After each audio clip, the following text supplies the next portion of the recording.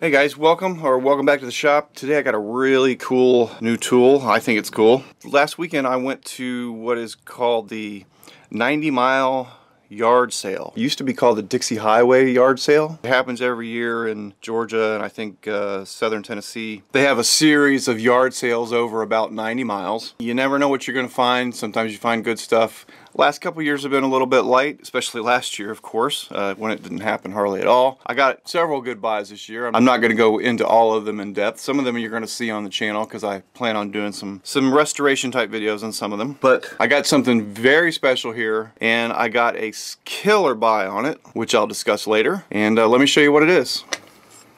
So, for the last couple years, I've been thinking about going off-grid on my shop.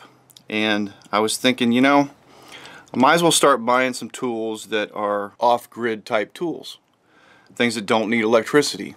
So I found this awesome Stanley hand drill with a brace. Needs a little work on the chuck, but I think it's going to come in. No, I'm not kidding. I'm kidding. That's not what I'm here to talk about. This is what I'm here to talk about. What we have here is a Starrett 5-inch vise, weighs about 40 pounds or 18,000 grams, something in that range. Made in Massachusetts. Not sure the date. Have not been able to pin that down yet. It's generally in good shape. It's got a little bit of, you know, apprentice marks on it. I don't think this is the original paint because I don't believe that Starrett painted the screw head here.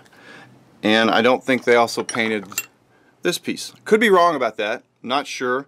There's actually not a lot of info on this particular vise. Some people say that these were later vices.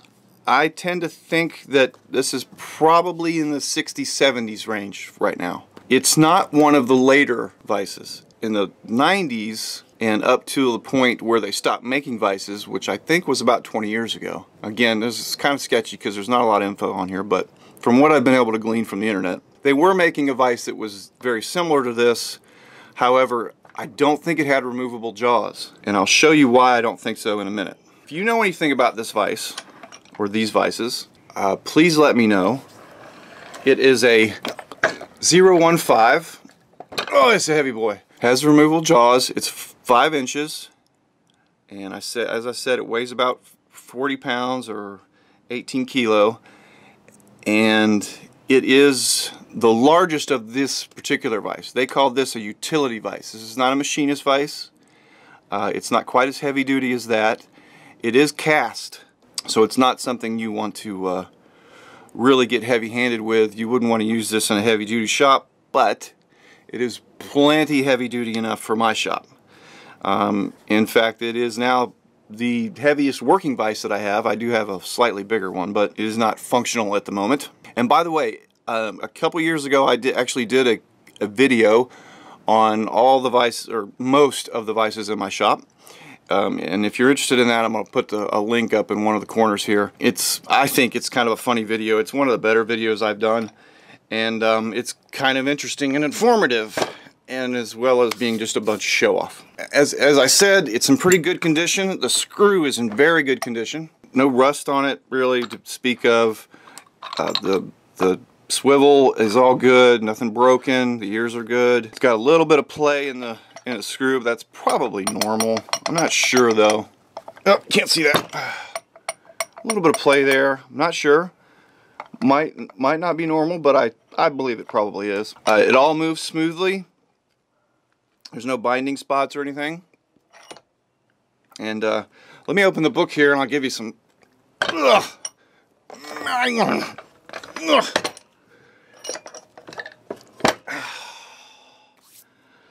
Okay, this is a catalog number 28, which is I think this catalog came out in the 70s, but then they update them. It's a little confusing, the Starrett catalogs. This is volume 1 issue 3, and this one actually came out in 1988, I believe. Yeah, 1988. As you can see here, this is copyright 76. So the first issue came out in 76.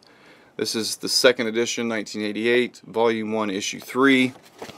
And That's another thing. If anybody has an earlier number 27 catalog or an earlier issue catalog of this, I'd be interested in seeing this particular page, because I'm kind of not trying to narrow down the history here on these things. Let me go to my bookmark. Alright, so what we have here is Utility Vices. They made a 3.5 version, a 4-inch version, and a 5-inch version. This is the largest of those three, the 015. And as you see here, it says 015C. 5-inch jaw opening, or jaw width. Maximum opening is 6 inches. And you can see the pipe size there. And the jaw depth. And the shipping weight is 38 pounds. I have weighed this. The shipping weight does not include the crate it came in, apparently, because it is a full 38 pounds. And as you can see in the picture here, it's kind of hard to see, but I don't think that this version that was made in '88, I think these were just ground jaws. They did not have a removable jaw. When a vise does have removable jaws, it always has this furnished with replaceable steel jaws, either serrated or smooth. And you can definitely tell that these have the removable jaws. So I'm pretty sure that this 015C is actually a little bit different than this one. But we do see here that this is polished, the nut is polished, this nut is polished, and the bar here is probably just ground finish, and we'll show you that in a minute. This is a ground finish. And the jaw edges here were polished. So I think this one was repainted, but I really like the color. Now that's another thing. No idea what the original color was. It does not mention that in here. But anyway, if anybody has one of these books, a Catalog 27, I have seen a Catalog 26 and I don't think there's any vices in it. I'm not sure about the Catalog 27, or you have a 28 that's issue 2 or 1. I'd be interested in seeing if the picture's different or the description's different on those, because I would like to know a little bit of history on them. And as you saw in there, they call this a utility vise. This was probably their the 3-inch version of this was probably their lowest end vise.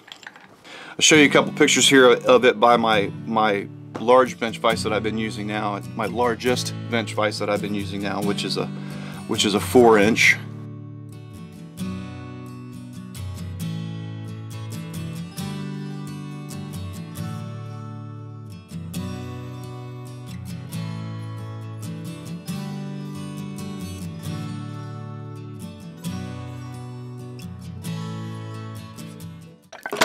Alright, so what am I going to do with this vise? Well, I think it's going to replace my Columbian that's on the bench.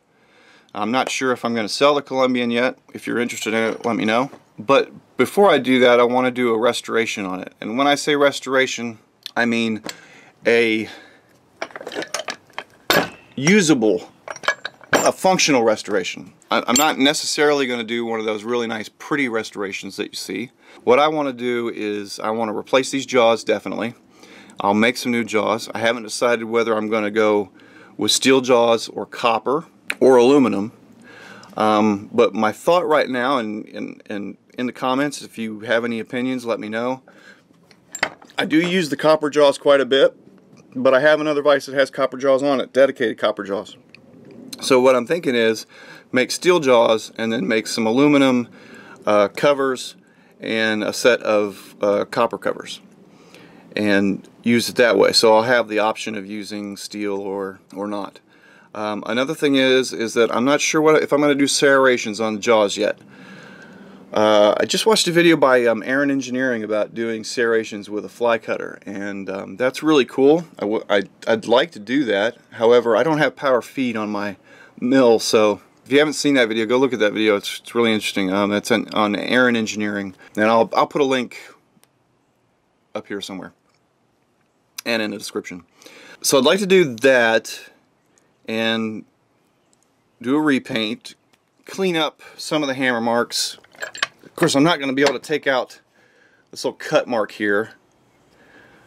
I'm not going to do any filling or anything or Bondo work. That's just stupid. I'm just going to clean up the hammer marks a little bit, clean up the anvil a little bit, because I do use these anvils quite a bit. They're very handy to have. Polish up the bar, take the screw out, give it a good polish, clean, that sort of thing. Not a cosmetic restoration, but a functional restoration. That's my thought right now. If you have any other ideas, please let me know in the comments. Okay, so now what did I pay for it? In that other video I mentioned earlier, up here, or in the description, if I can't put it up there again, I said that if you're thinking about getting a good usable vise, try to find an American-made, a British-made, an older vise.